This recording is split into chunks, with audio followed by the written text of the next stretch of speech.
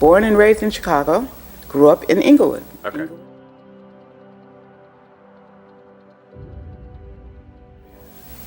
It is complex. I mean, it is no one thing versus the other.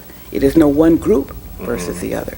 And I think if we look at it from the complexity that it is, and it is complex, which is why many people shy away from it, or at least attempt to, there is no one size fits all as we deal with the complex nature of it.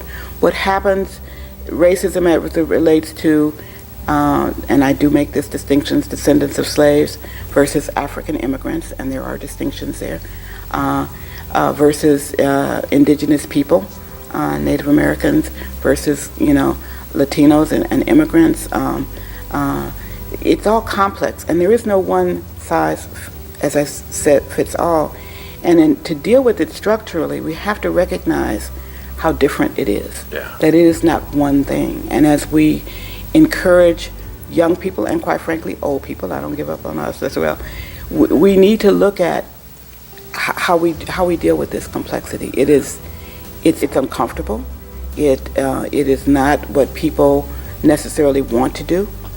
But if we're going to struggle with it, and it is a struggle, then we have to recognize how complex it is. My easy way of saying it is you can't fix it if you don't face it. Yeah. And we have to face how structural it is, how somehow hidden it is until we've experienced it.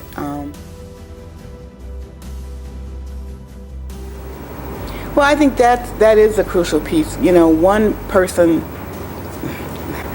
the only one person that I believe in that could do that is our Lord. And so the question then for many of us is, I'm not Christ. Why am I? What can I?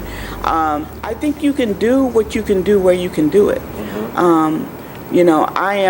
I'm not going to be a pastor, but I did as I could as a lawyer and as other professions. I did what I could where I could, and I think that's and what they used to say when I was growing up, each one teach one. And if you teach one other person or enable one other person, that may be all you can do. I mean, and that's what my pastor did. He did it more than I think he even had any idea he was doing it. But it was a one at a time. It was some group stuff, but sometimes it was just a one at a time sit down and say, let's talk about it. And sometimes that's all you can do, and that's all you need to do. I think this question on this issue of who can fix it, I think that's God. I think we are enabled to be God's helper in that. I think everything and nothing. Okay. It is a complex time. Again, we've had, from a political standpoint in this country, we've had some wonderful successes. And I want to, again, one of my relatives in the South he's passed along now, and I think two things he said to me, and being a know-it-all person that he knew I was, I poo-pooed him, and he was right as always.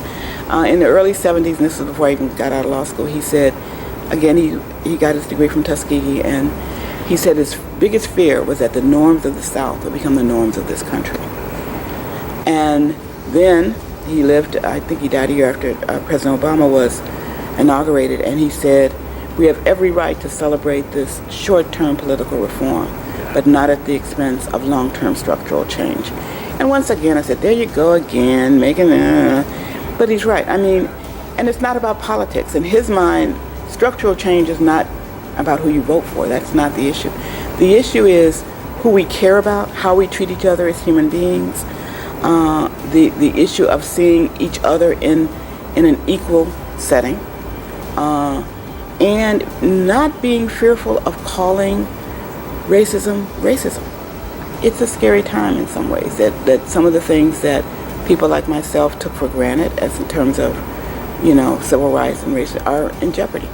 And it in some ways, I think Dr. King would be, on the one hand, elated, particularly with Chicago area when he came. I mean, the adopted home of the first African American president.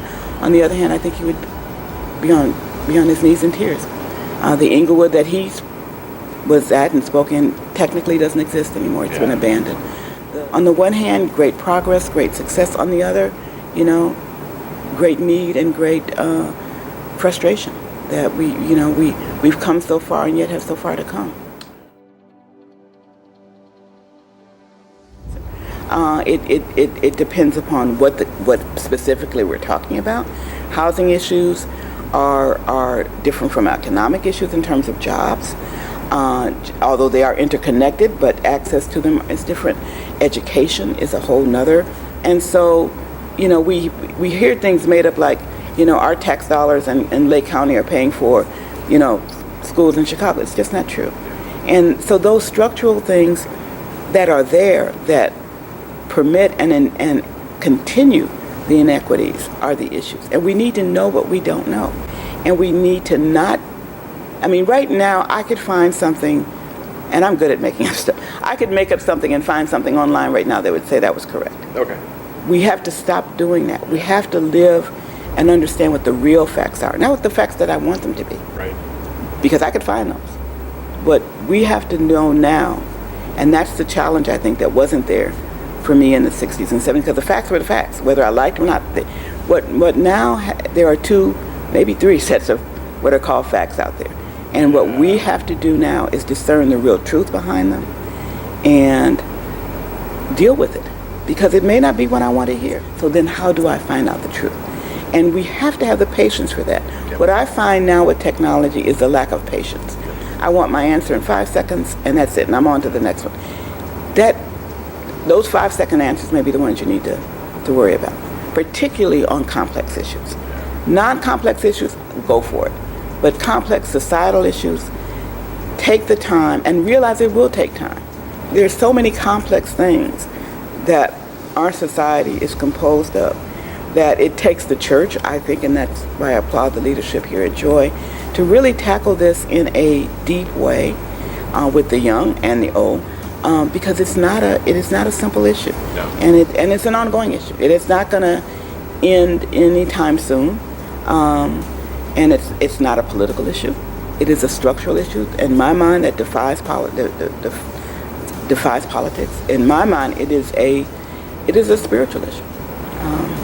Because if we are to abide by, love our neighbors as ourselves, then these issues are part of that.